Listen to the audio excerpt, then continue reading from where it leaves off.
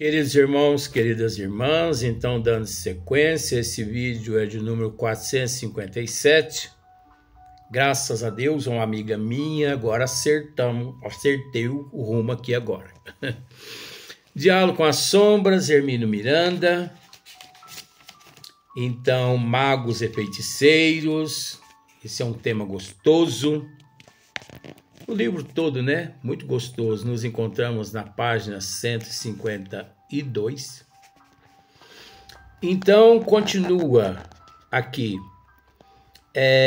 Não resta dúvida de que os fenômenos elementares de magia reportam-se às eras primitivas, como nos assegura André Luiz, embora os outros especializados procurem distinguir magia, né? Então, eles procuram distinguir magia, mas, na verdade, distinguir magia de feitiçaria, né?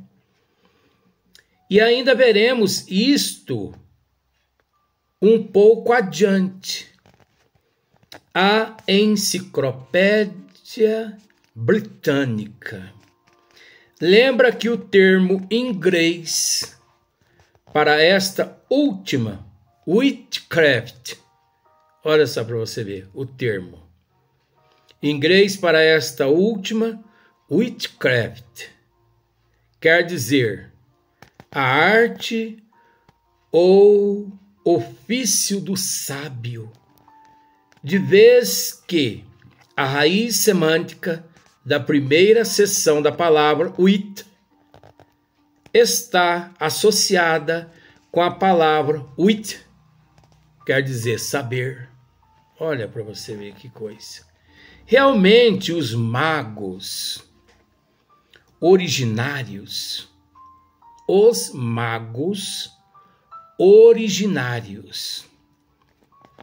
segundo Leigh Spence, da antiga Pérsia, eram cultores da sabedoria de Zoroastro, possivelmente da raça média. Adquiriram enorme prestígio,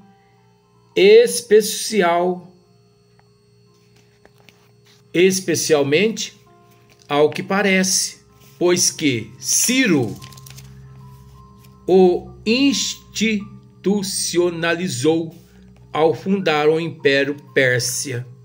Agora eu vou dizer algo aqui para você. Você vai me dizer assim, que o que isso? Você é um obsessor. Graças a Deus. Mas eu tive um contato muito próximo com Ciro, né? Naquela época. Então, olha só para você ver, nós fomos grandes amigos. Eu fui amigo, não sei se ele foi amigo meu, mas nós sentávamos lado a lado, né, para discutir grandes projetos na época. Depois que Ciro os institucionalizou ao fundar o Império Persa, pois ele é o fundador. Ele foi o fundador do Império Persa. E nós sabemos o poder desse império, por quantos séculos reinou, né? Aquele poderio todo. Eu não sei por qual motivo eu estive próximo a ele. Eu acho que eu fui a sandália de Ciro. Mas uma sandália não ficaria sentado do lado dele, né? Mas tá bom. Sobre o qual exerceram considerável influência político-religiosa. É evidente que esse prestígio tinha que ser alicerçado em rico acervo de conhecimentos, pois o homem sempre respeita e, às vezes, teme aquele que sabe. Sempre foi assim, né? O homem sempre respeita, mas às vezes teme aquele que sabe. É da natureza do ser. Religião, filosofia e ciência, escreve Space, estavam todas em suas mãos. Eram médicos universais que curavam os doentes do corpo e do espírito, em estrita consistência com essas características, socorriam as mazelas do estado, que é apenas o homem em sentido mais amplo.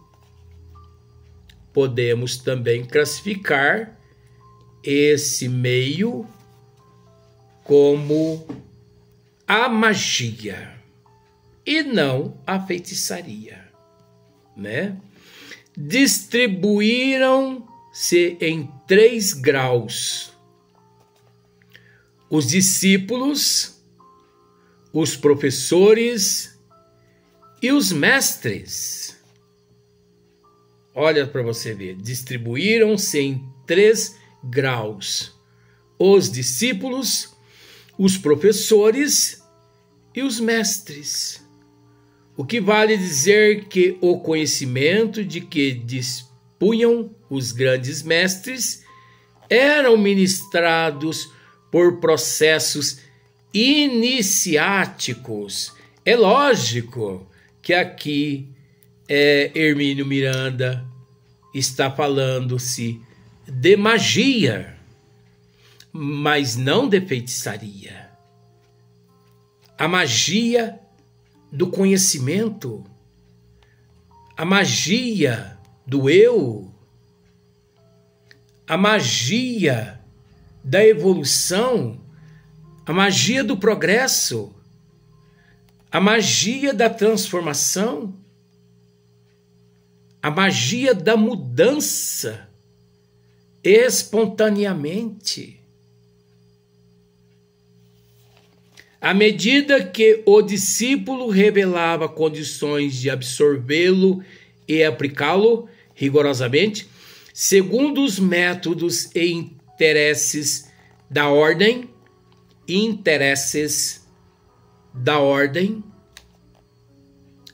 sim, segundo os métodos e interesses da ordem.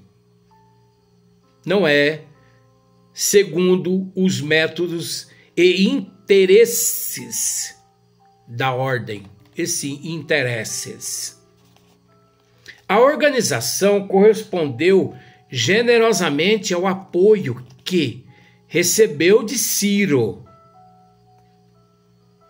o governador da Pérsia, né, do Império Persa, muito contribuindo com seus recursos para a consolidação das conquistas do rei persa.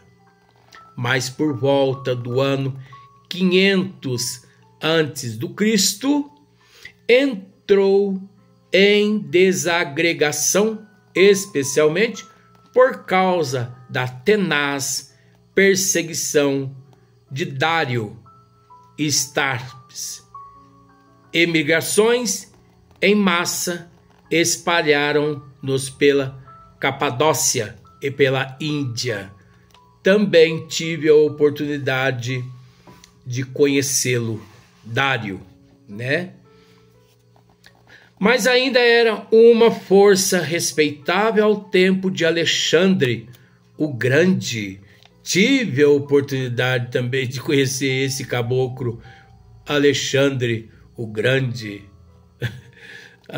356, 323 antes de Cristo, quer dizer AC, que segundo Space sentiu-se enciumado de seus poderes. São profundas as implicações da magia em alguns cultos religiosos.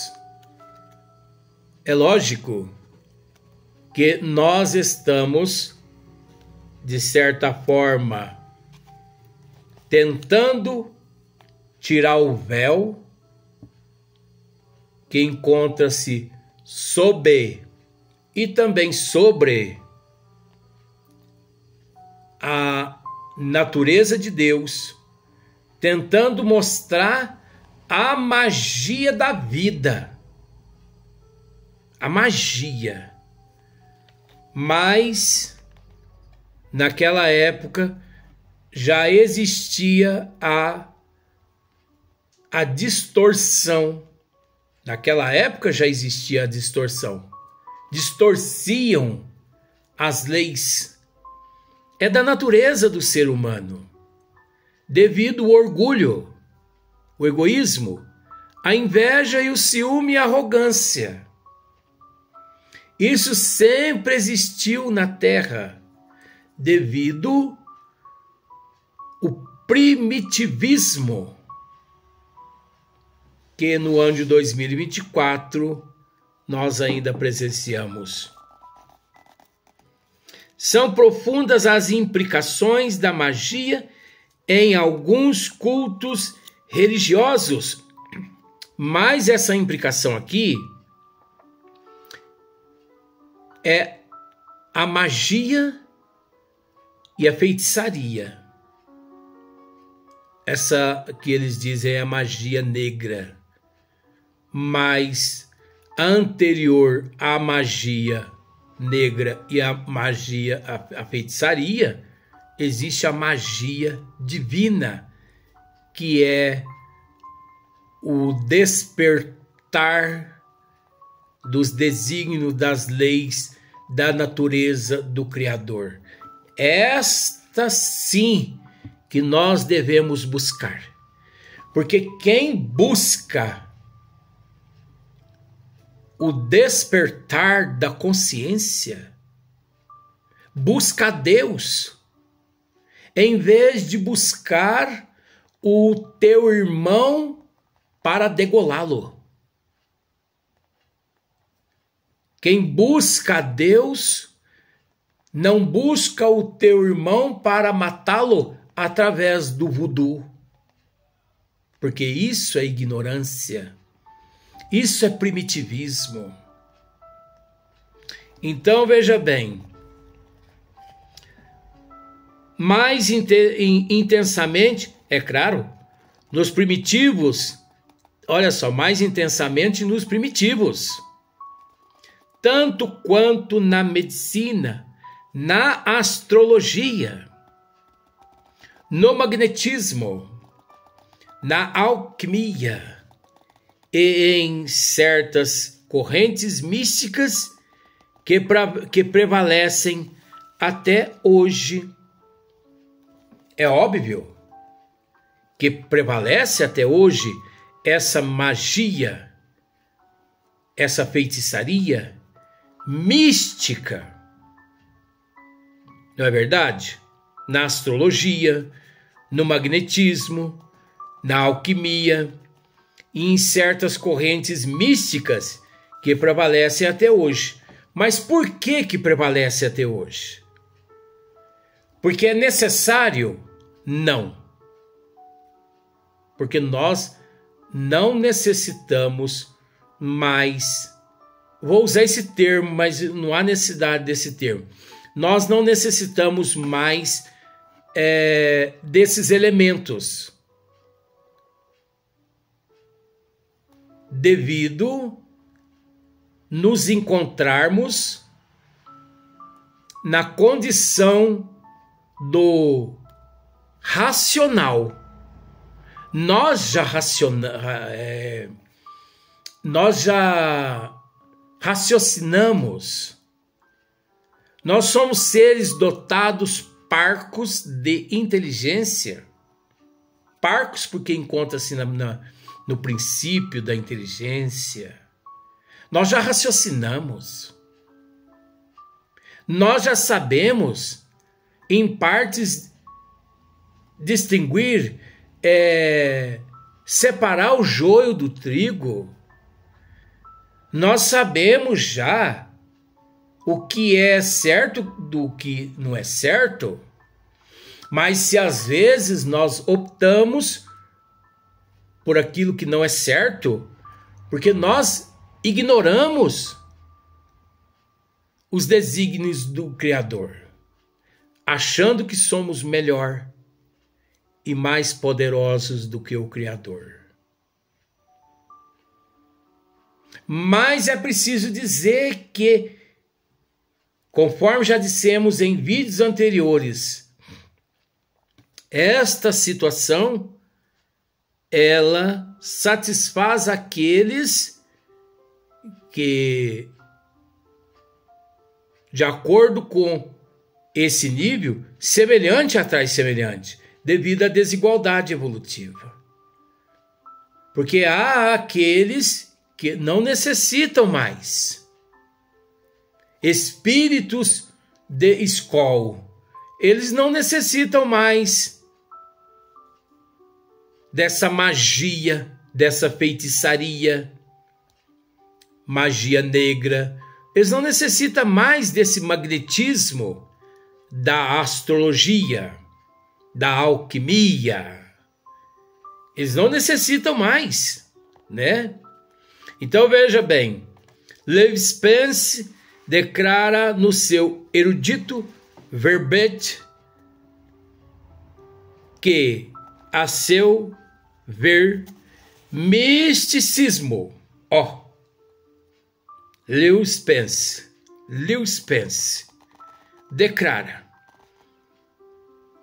declara no seu erudito verbete que, a seu ver, misticismo, isso aqui é tão importante que eu vou colocar isso aqui depois no título, que, a seu ver, misticismo e magnetismo são idênticos para alguns ocultistas. É verdade. Entre os quais cita em tempos recentes Auguste Comte, o Barão Dupont e o Barão de Guldenstubbe. Este último autor do livro La Réalité du Espírito, a Revista dos Espíritos, publicado La Réalité des Espíritos, publicado em 1857. A Revista Espírita, Revista dos Espíritos, publicado em 1857. Sr. James Fries considera magia e religião uma só coisa. Olha só. Considera magia e religião uma só coisa. Tão identificadas se acham entre si. Isto é provavelmente, né? Olha que interessante. Verdadeiro para as primitivas crenças, mas não para as religiões mais recentes, que, embora conservam sinais exteriores dos antigos cultos, símbolos, ritos, fórmulas,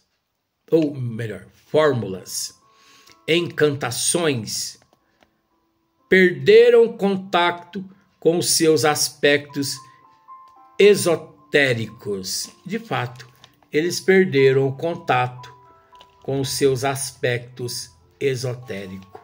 Então, esse aqui é mais apropriado.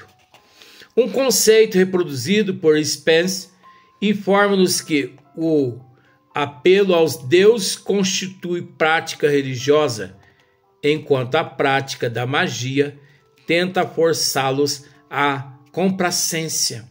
A religião é frequentemente oficial e quase sempre organizada, enquanto a magia é usualmente proibida e secreta.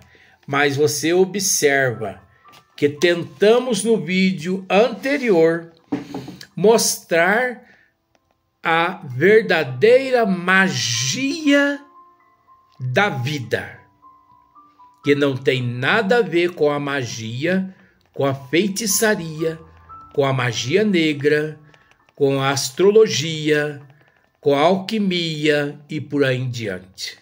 Não tem nada a ver.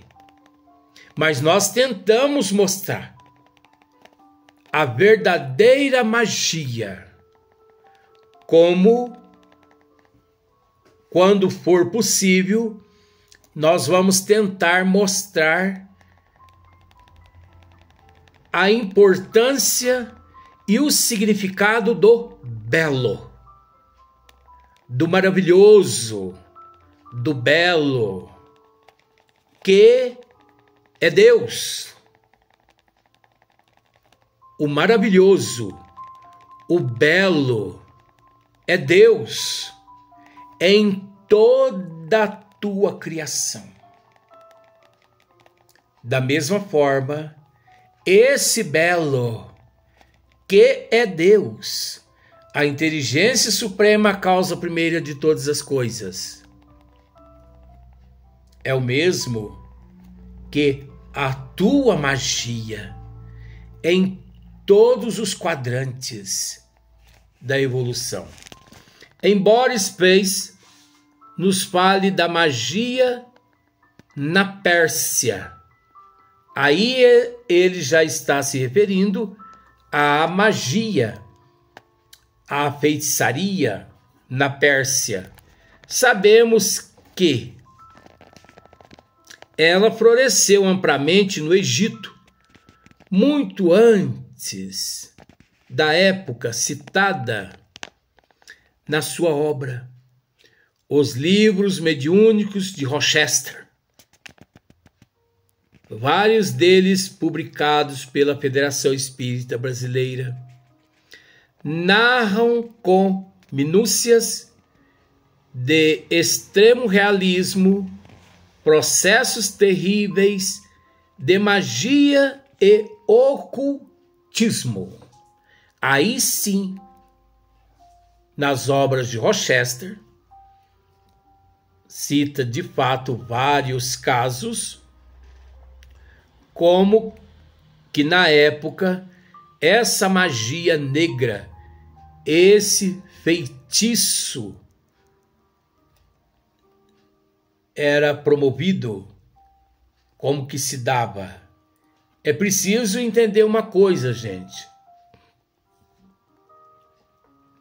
90% dos feiticeiros daquela época de Ciro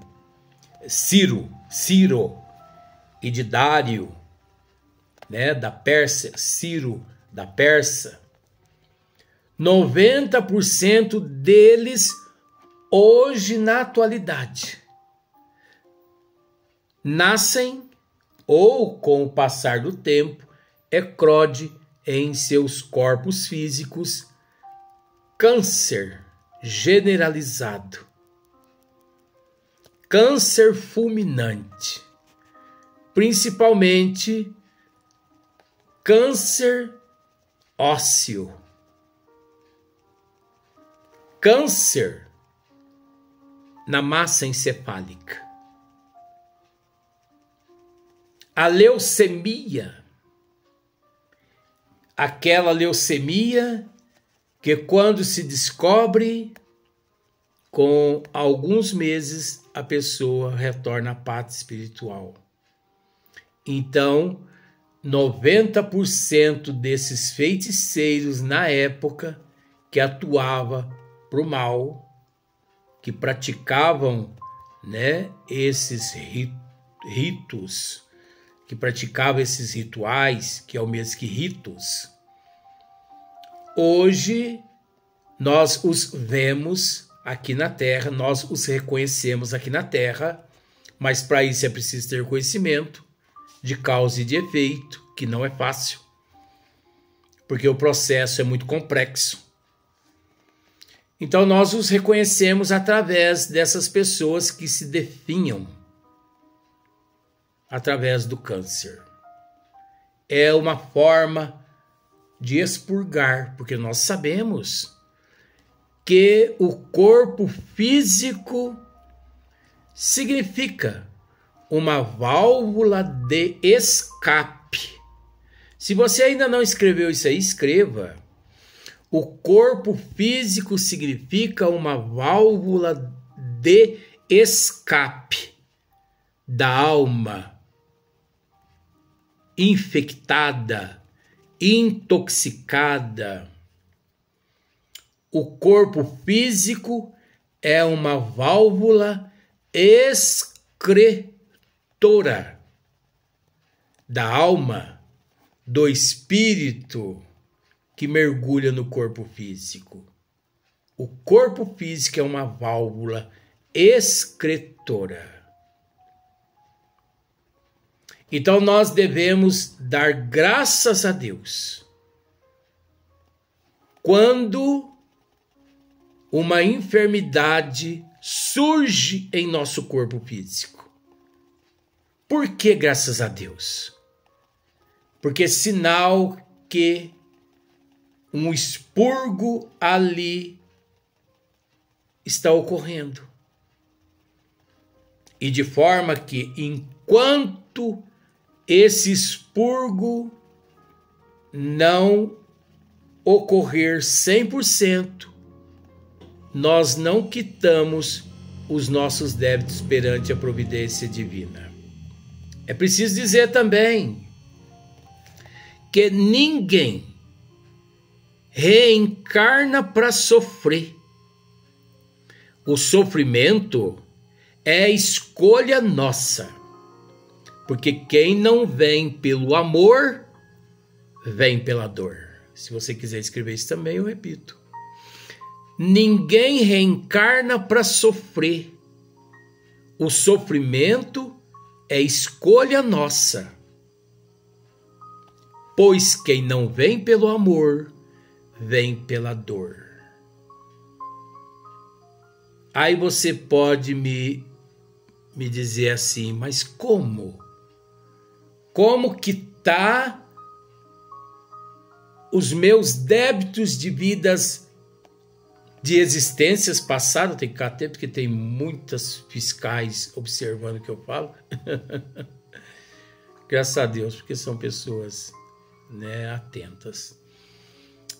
Então, como que eu faço para quitar os meus débitos de existências passadas na atual existência, se não pela dor? Quita-se pelo amor. Ora, abrace uma obra filantrópica. Invista de corpo e alma. Chico Xavier, já está encerrando já.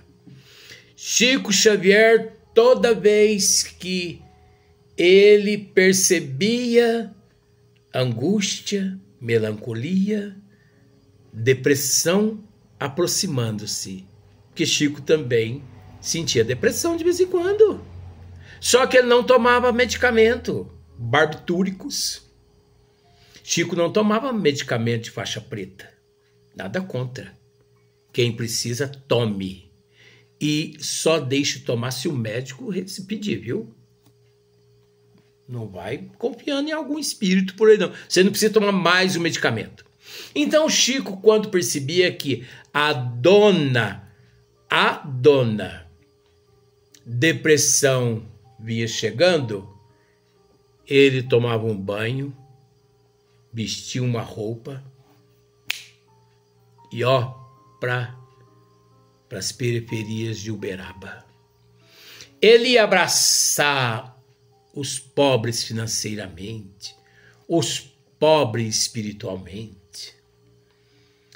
Ele abraçava a humanidade, beijava, tomava café na casa de um, tomava café na casa de outro. O Chico tinha vezes que ele saía daquelas periferias, a barriga dele dizendo assim, a barriga, Santo Antônio, São João, São Pedro. Você sabe o que é isso? A barriga roncando de tanto café.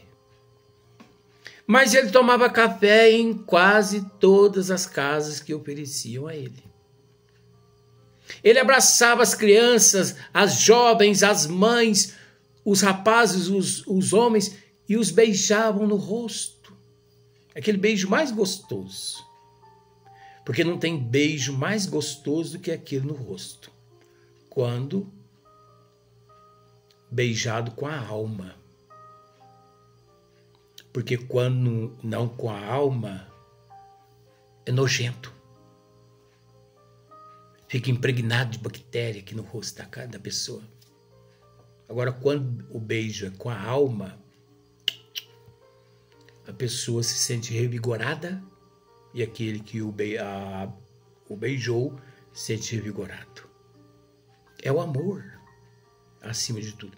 Então, Chico ficava 2, 3 horas nas favelas de Uberaba. E ele causava um tumulto, porque as pessoas assim, queriam abraçá-lo e beijá-lo. As polícias tinham até que interferir. Tá certo, né?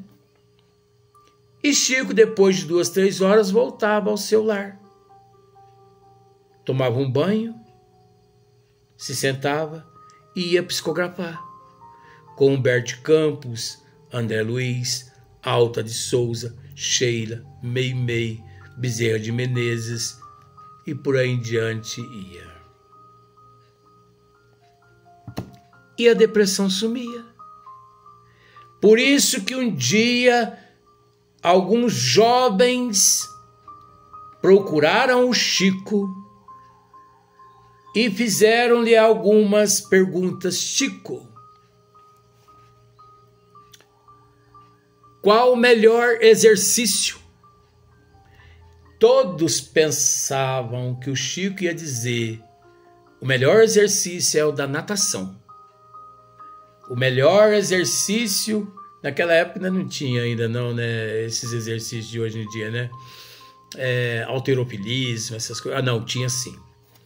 Não tinha Pilates. Mensagem está aí. Não tinha naquela época, era Pilates, mas tudo bem. Então todos ali pensavam que o Chico ia dizer esses exercícios. Futebol, caminhada. E o Chico disse: o melhor exercício, meus filhos, é o da caridade. Porque praticando a caridade, você exercita a alma e exercita o corpo físico, indo até as pessoas necessitadas. Exercitando a caridade, você exercita o amor, e tanto a alma quanto o corpo físico necessita desse elixir que se chama amor. Agora, olha a sabedoria de Chico. Enquanto a humanidade não se conscientize-se, enquanto ela não se conscientiza de que o melhor exercício é o da caridade, é necessário as academias, para que nas academias eles possam queimar a energia acumulada que teria que ser gasta nas periferias, mas por desconhecimento gasta-se nos halteres. Então, um dia, quando se conscientizarem-se de que o melhor exercício é o da caridade, as academias todas fecharam as portas. E ele ainda disse assim, mais ou menos: eu espero não estar aqui, porque se eu estiver aqui eles vão me matar. Isso, palavras de Chico. Olha que amor, que bondade. Porque é lógico que esse monopólio das academias, todos iam se juntar e iam partir para cima dele, né? No bom sentido, né? Porque ninguém ia ferir Chico por esse motivo.